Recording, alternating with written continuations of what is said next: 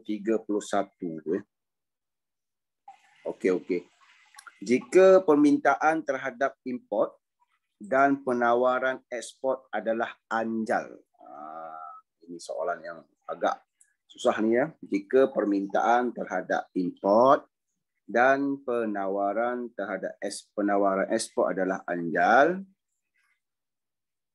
alangkah penurunan nilai mata wang akan apa? Akan membaiki imbangan pembayaran, imbangan dagangan, memburukkan imbangan dagangan, membaiki kadar syarat perdagangan, memburukkan kadar syarat perdagangan. Baik.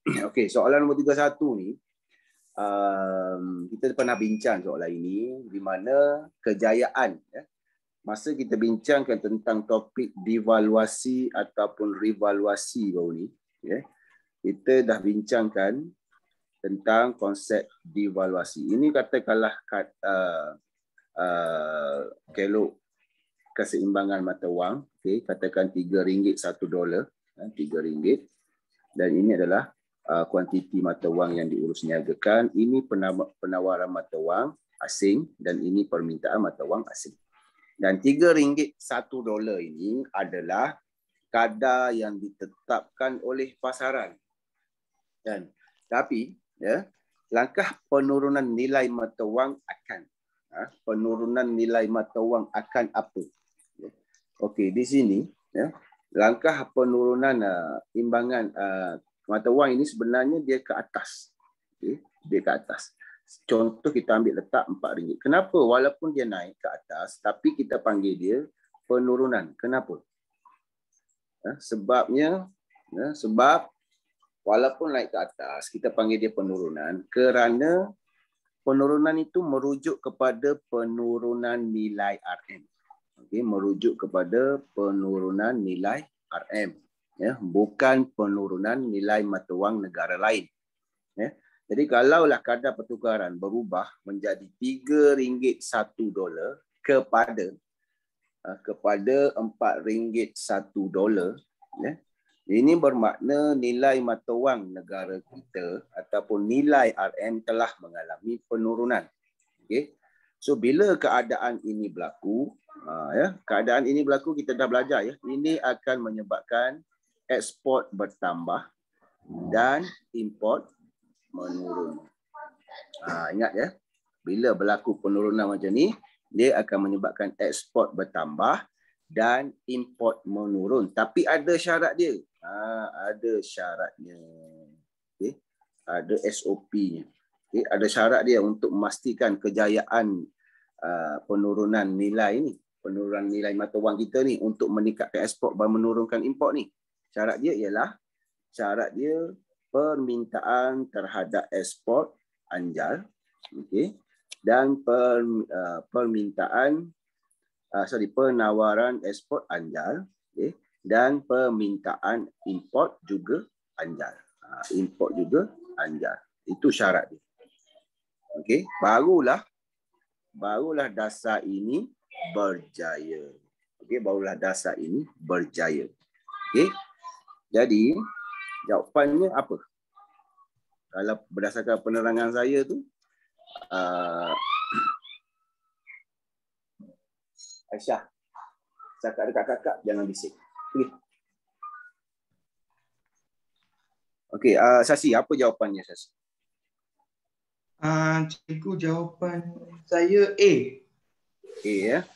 Memang benarlah jawapannya A, sebab dia cakap di sini dekat sini permintaan terhadap import dan penawaran terhadap ekspor adalah anjal. So bila anjal, dasar tadi, okey, dasar yang saya lukis tadi iaitu di atas ya. Di atas ini kita panggil apa? Kita panggil revaluasi kan? Devaluasi ke revaluasi ya? Sasi? Revaluasi ke devaluasi Sasi? Saya lupa lah. Beh kai eng. Beh kai eng. Ya, cikgu. Apa dasar kalau atas ni? Devaluasi. Devaluasi ya? Okey. Devaluasi ya. Devaluasi atas ni devaluasi. Kalau kita buat macam ni, atas ni ialah devaluasi, yang bawah ini ialah revaluasi. Yang bawah. So dasar devaluasi ini hanya berjaya jika kelok permintaan import dan penawaran ekspor itu adalah anjal. Okey. Ya. So devaluasi ini sebenarnya dasar untuk membaiki imbangan dagangan. Ya. Dasar ini membaiki imbangan dagangan. Tetapi syarat dia permintaan dan penawaran mesti anjal. Kalau tak anjal, dasar ini tak boleh berjaya. Okey, so jawapannya adalah A lah. Okey. Saya faham ya? Baik, soalan nombor 32. Soalan nombor 32, dalam sistem kadar pertukaran tetap, terlebih nilai ringgit Malaysia terhadap peso akan menyebabkan apa? Okey. Baik, kalau terlebih nilai, kedudukannya berada di bawah. Yang atas tadi, yang revaluasi tadi kan? Revaluasi kan? Saya lupa tadi. Revaluasi ke atas tu revaluasi kan? Atas tu devaluasi. Oh, devaluasi. Devaluasi ni revaluasi. Okey.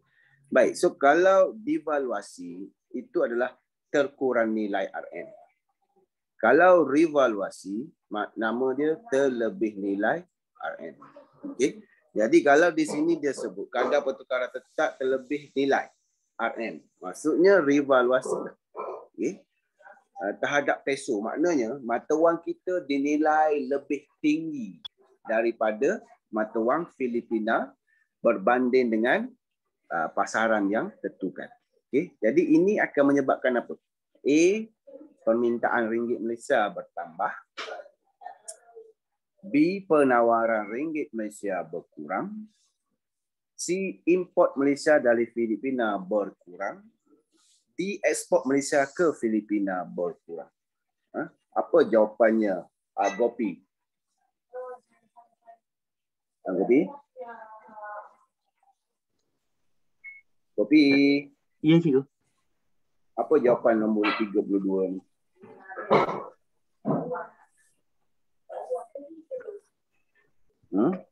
Sekarang ni revaluasi, maknanya nilai RM tu lebih mahal berbanding dengan peso Filipina. So apa kesan dia? Apa kesan dia?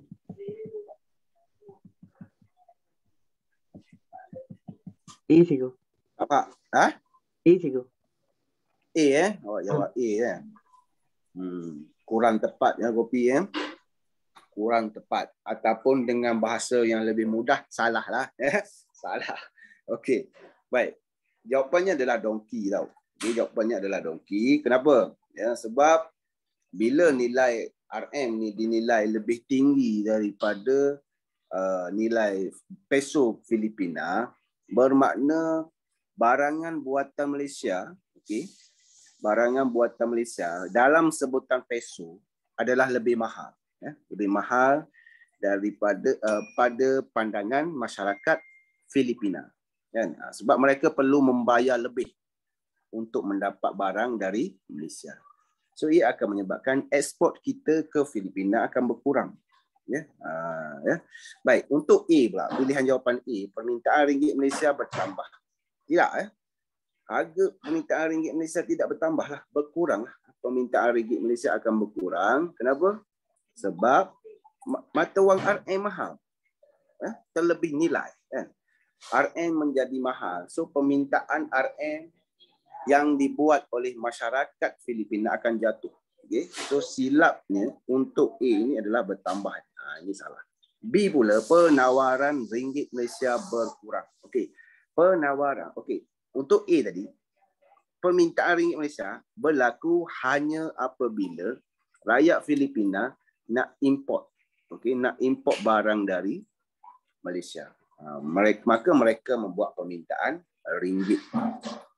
B pula, penawaran ringgit Malaysia berkurang, bermaksud bila kita nak import barang dari Filipina. Bila kita nak import barang dari Filipina itu, maka kita akan menawarkan RM untuk mendapatkan peso. Jadi oleh kerana import kita dari Filipina akan meningkat bila mata wang kita menjadi mahal. Kan? Jadi sepatutnya penawaran RM akan bertambah. Okay, sebab kita akan berminat untuk membeli barang dari Filipina kerana mata wang kita yang mahal dan mata wang Filipina yang berkurang. Nilai dia. C pula, import Malaysia dari Filipina berkurang. Sepatutnya bertambah. Sebab apa? Sebab mata wang Filipina ataupun mata wang RM dinilai lebih tinggi. So, pada pandangan masyarakat Malaysia, barang daripada Filipina itu akan nampak lebih murah berbanding barang negara lain. So kita akan banyak mengimport daripada Filipina. Okey, itu kesan dia daripada revaluasi. Okey, ataupun disebut di sini sebagai terlebih nilai RM. Okey, terlebih nilai RM. Faham Gopi ya? Faham cikgu. Gopi faham tak? Faham cikgu. Okey. Ariana?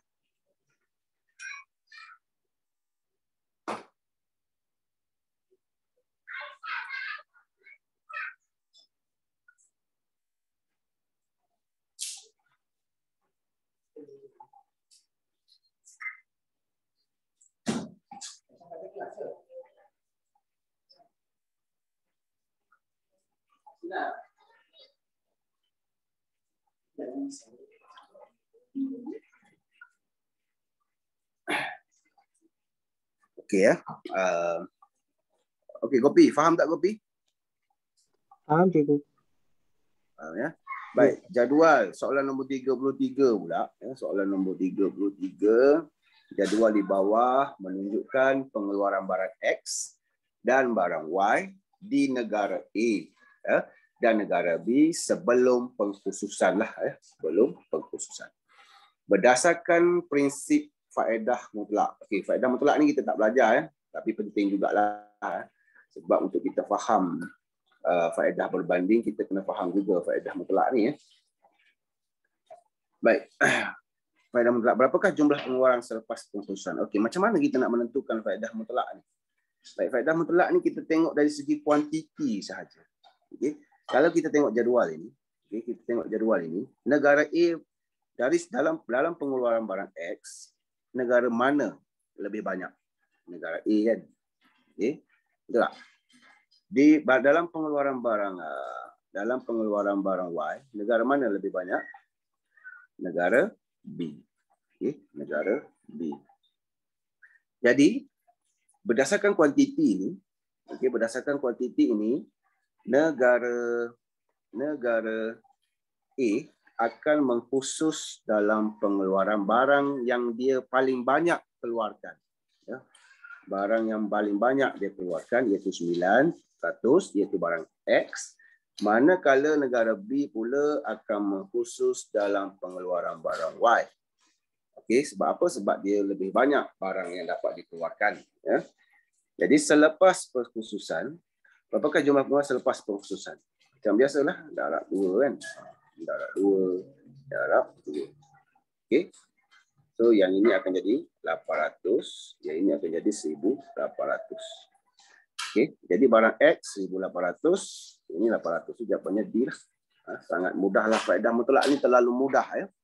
Faedah mutlak ni terlalu mudah sebab itu ia dikeluarkan daripada silibus kamu. Kan? Terlalu mudah kan. Baik, soalan nombor 35. Ada soalan tak nak tanya? S35 pula 30. Ya, 34 ya, 34. Baik, rumus menghitung timbangan Sasi. Unlock me first. Sasi? Halo Sasi. Ya cikgu. Ya cikgu. Cikgu.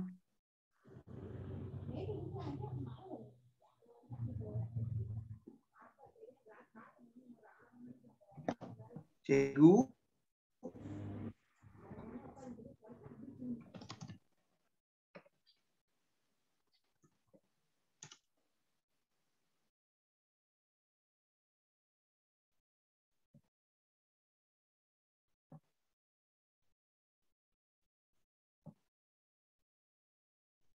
Dia sekarang dia.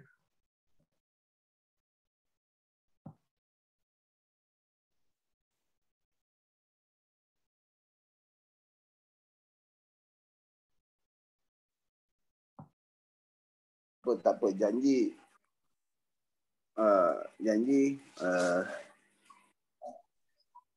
awak dengar saya. Tapi saya tak dengar awak tadi. Saya ada dekat sini juga, cikgu. Okey. Awak, saya panggil tadi awak dengar? Dengar, cikgu. Tapi awak jawab tu saya tak dengar ya? Ya, cikgu. Okay. Baik. Okey, kita berhenti di mana tadi ya? Soalan nombor 34 kan? Okey, berapa orang kita ada sekarang ni kehadiran? Ada 13, cikgu, termasuk cikgu. 13 kan, maknanya 12 yang hadir kan? Ya, cikgu. Okey, Sasi tolong tanda kehadiran ya, Sasi.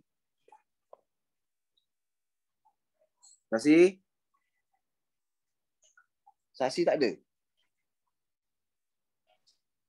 Gopi, awak dengar tak? Dengar cikgu? Sasi. Cikgu. Ya, Sasi. Cikgu? Ada tak tu? Cikgu. Ada, cikgu. Saya punya wifi, cikgu. Slow sikit, cikgu. Ya. Tolong tanda kehadiran ya, Sasi. Ya, cikgu. Jangan lupa. Okey, cikgu. Okey, yang soalan nombor 34 ya. Soalan nombor 34, rumus menghitung imbangan. Saya tak nak saya cakap seorang nanti. Kalau Zoom kita ni tamat kan, secara tiba-tiba awak maklumkan saya dalam WhatsApp ya. Nanti saya bercakap seorang-seorang pula nanti ya. Awak dah tak respon. Senyap ya. Baik, soalan nombor 34, rumus menghitung imbangan akaun semasa dalam imbangan pembayaran Malaysia ialah imbangan dagangan tambah imbangan perkhidmatan. Tak cukup tu ya. Itu tak cukup. Soalan nombor 34 tu. Itu tak cukup. Ada lagi maklumat yang dia miss kat situ. Kan? B pula imbangan dagangan tambah imbangan perkhidmatan tambah imbangan pindahan. Apa yang tak ada kat situ? Yang tak ada di situ ialah pendapatan ya, imbangan pendapatan tak ada. B itu imbangan pendapatan yang tak ada. C imbangan dagangan, perkhidmatan, pendapatan dan pindahan bersih ya. C lah jawapan dia ya. Jawapannya adalah C ya, iaitu ada 4 komponen utama dalam menghitung imbangan akaun semasa di Malaysia. D pula imbangan dagangan, imbangan perkhidmatan, imbangan pendapatan, imbangan pindahan, imbangan akaun keuangan. Ini dah masuk. Keuangan ni tak boleh dah. Keuangan tu dah bukan, dah ada akaun lain dah. Okey. Soalan nombor 35. Soalan nombor 35. Kesan pertumbuhan ekonomi yang pesat di Malaysia. Kesan pertumbuhan ekonomi yang pesat di Malaysia. Permintaan terhadap dolar Amerika Syarikat bertambah. Okay. Keadaan ini akan menyebabkan apa? Amirul.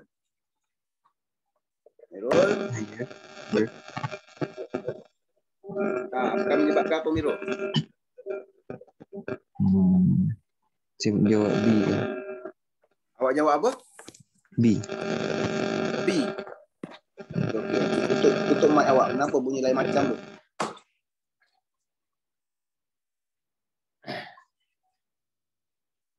Okey.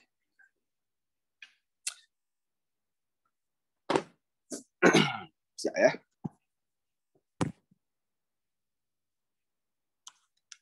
Awak Amirul jawab B tadi kan?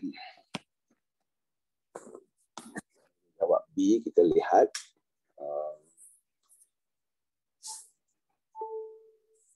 Amirul jawab B. Kesan pertumbuhan ekonomi yang pesat di Malaysia, permintaan terhadap dolar Amerika Syarikat akan bertambah. Permintaan terhadap dolar Amerika Syarikat bertambah. Ini menyebabkan apa? Ini akan menyebabkan, Amirul jawab B tadi kan, ringgit Malaysia semakin kukuh. Mirul. Ya. Awak jawab B tadi kan? Ya. Kukuh, apa yang awak faham tentang RM yang semakin kukuh itu? Apa maksud kukuh?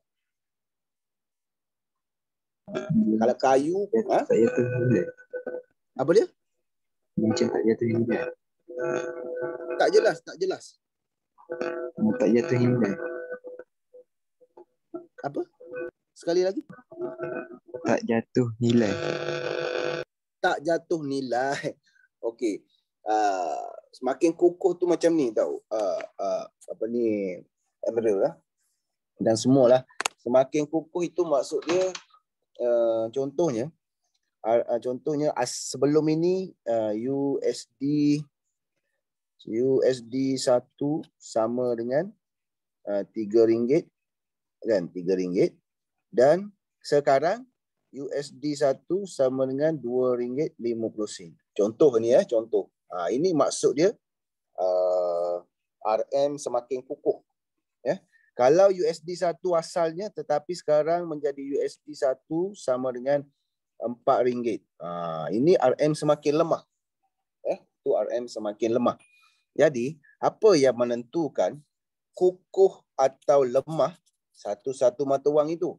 Okey, ia bergantung kepada permintaan dan penawaran mata wang tersebutlah. Okey. Jadi, bila dalam soalan ini dia sebut permintaan dolar bertambah. Okey. Maksudnya permintaan dolar oleh rakyat Malaysia. Okay. Kalau kita lukis, ini kelok permintaan mata wang USD. Ini adalah penawaran USD. Ini permintaan USD. Dan kadar tukarannya ialah RM3 katakan. Okay. RM3 $1. Okay. Baik. Jadi kalaulah berlaku pertambahan permintaan terhadap dolar Amerika Syarikat, maka kelok D ini beralih ke atas. Iaitu ke D1, kelok permintaan dolar. So, nilai RM kalau ke atas, dia akan jadi misalnya RM4 misalnya. Tapi kalau ke atas, mestilah lebih besar daripada 3 kan. Jadi, ini menunjukkan nilai RM semakin lemah. Ya, semakin lemah. Jadi kalau jawab D, salahlah. Okay. Ringgit Malaysia semakin kukuh, salah. Sepatutnya ringgit Malaysia semakin lemah. Ya. Baik, A, ringgit Malaysia tidak akan berubah pun salah. B, ringgit Malaysia semakin kukuh pun salah. C, dolar US semakin kukuh. D, dolar Amerika Syarikat semakin lemah. Okey. Jadi, sebenarnya saya pernah sebut sebelum ini, bila RM ni semakin lemah, secara automatik USD akan mengalami kenaikan nilai ataupun semakin kukuh. Okey. So, soalan nombor 35, jawapannya ialah C. Ya. Jawapannya adalah C. Okey. Okey, faham Mirul? Okey. Kena faham macam tu. Awak macam banyak lagi tak faham tu Mirul. Tolong buat review lah ya. Kita exam tak lama lah Mirul ya. Baik, soalan nombor 36 pula. Ya, soalan nombor 36. Rajah di bawah menunjukkan kelok permintaan dan kelok penawaran pasaran getah. Okay, pasaran getah bagi sebuah negara. Ini berkaitan dengan dasar perlindungan ni. Dasar perlindungan ataupun sekatan perdagangan ya. Baik. Okey, permintaan dan penawaran pasaran getah. Okey, yang manakah pernyataan tidak benar mengenai kesan tarif? Okey, kesan tarif terhadap pasaran tersebut. Kesan tarif terhadap pasaran tersebut. Baik, tarif. Sebelum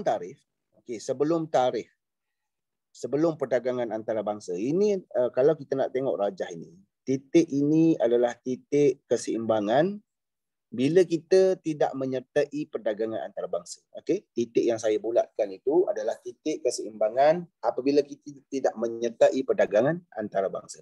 Baik, bila kita menyertai perdagangan antarabangsa, maka berlaku kemasukan barang dari luar negara. Dan berlaku kemasukan barang dari luar negara. Jadi kesan dia, harga selepas perdagangan antarabangsa ialah yang ini. Kan? Itu cara bacaan gambar rajah berkaitan dengan tarif ya. Jadi harganya terlalu murah. So bila harganya terlalu murah, ingat ya, S ini adalah pengeluaran firma tempatan dan D ini adalah permintaan yang dibuat oleh penduduk tempatan. Okay, penduduk negara kita lah. Dan S ini adalah penawaran yang dikeluarkan oleh firma tempatan, yang ditawarkan oleh firma tempatan. Ya, kena faham di situ. Jadi pada harga 28, firma tempatan, okey, pada harga 28, firma tempatan hanya menawarkan 500 unit sahaja. Okey, sedangkan permintaan 1,400. Maka selebihnya, okey, lebihan permintaan ini perlu diimport. Yang diimport. Kan? Itu cara dia. Jadi, apabila ini merugikan firma tempatan lah, sebab harga terlalu murah dan mereka hanya mampu tawarkan sebanyak 500 sahaja. Okay? Kalau harga terlalu murah. So, bila harga 28 ini terlalu murah dan merugikan firma tempatan, maka kerajaan pun mengenakan tarif. Okey, tarif di sini dikenakan sebanyak berapa? Okay, nak tahu berapa tarif dikenakan? Ialah 35.28. So tarif di sini dikenakan sebanyak RM7 seunit import. Okey, RM7 seunit import. Ya. 35.28. Ya.